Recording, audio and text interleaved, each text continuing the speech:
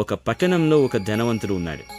అతడు ఉదారంగు సన్నపు నారబట్టలు ధరిస్తూ ఖరీదైన భోజనం తింటూ చాలామంది దాసదాసీ జనంతో విలాస జీవితం గడుపుతుండేవాడు. ప్రతిదినం బహుగా సుఖపడుతుండేవాడు. అతని ఇంటి ముందు వాకిట్లో లాజరు అనే పేరుగల ఒక దరిద్రుడు ఉండేవాడు. అతడు చినిగిపోయిన బట్టలతో, అతని ఒళ్లంతా కురుపులతో, పుండ్లతో నిండినవాడై ధనవంతుని ఇంటివాకిట పడి ఉండేవాడు. ఆ ధనవంతుని భోజనపు బల్ల మీద నుండి పడే రొట్టె ముక్కలతో ఆకలి తీర్చుకోవాలి అని అనుకుంటాడు. అంతేకాక కుక్కలు వచ్చి ఆ దరిద్రుని కురుపులు నాకే.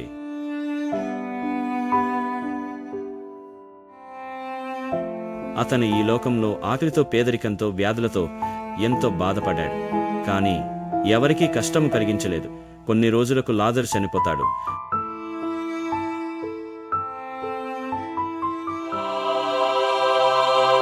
అతడు దేవదూత చేత కొనిపోబడి అబ్రాహాము ప్రక్కన ఉంచబడ్డాడు.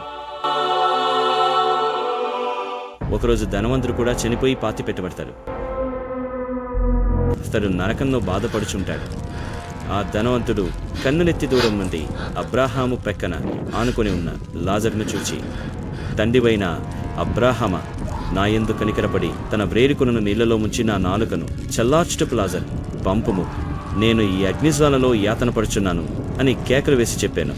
అప్పుడు అబ్రాహాము, కుమారుడా, నీవు నీ జీవితకాలమందు నీకిష్టమొచ్చినట్టు సుఖము అనుభవించావు. అలాగే లాజరు తన జీవితకాలమందు కష్టము అనుభవించినని జ్ఞాపకం చేసుకో. ఇప్పుడు అతడు ఇక్కడ నెమ్మది పొందుతున్నాడు, నీవు యాతన పడుతున్నావు. అంతేకాక ఇక్కడి నుండి నీ యొద్దకు దాట గోరువారు దాటి భోజాల పొందినట్లు, అక్కడి వారు మా యొద్దకు దాటి రాజాల పొందినట్టును మీకును మాకును మధ్య మహా అగాధం ఉంచబడి ఉంది అని చెప్పాను. అప్పుడు ఆ ధనవంతుడు, తండ్రి, అలాగైతే నాకు 5 సహోదరులు ఉన్నారు.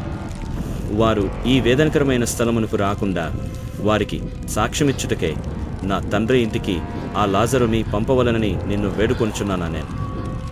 అందుకు అబ్రాహాము వారి యొద్ద మోషేయు ప్రవక్తలను ఉన్నారు, వారి మాటలు వినవలెనని అతనితో చెప్పగా, అతడు, తండ్రివైన అబ్రాహామా, అలాగూ నవ్వుతూ, మృతులలో నుండి ఒకడు వారి యొద్దకు వెళ్ళిన ఎడల వారు మారుమనస్సు పొందుదురని చెప్పాను. అందుకతడు మోషేయు ప్రవక్తలను చెప్పిన మాటలు వారు వినని ఎడల మృతులలో నుండి ఒకడు లేచినను వారు నమ్మరని అతనితో చెప్పాను నేను.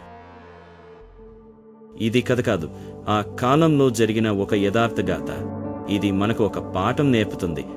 ధనవంతుడు సుఖభోగాలు అనుభవించాడు, కానీ తన ముందు ఉన్న లాజరు పట్ల దయచూపలేదు. తనకు అవకాశం ఉన్నా ఎటువంటి సహాయం చేయలేదు.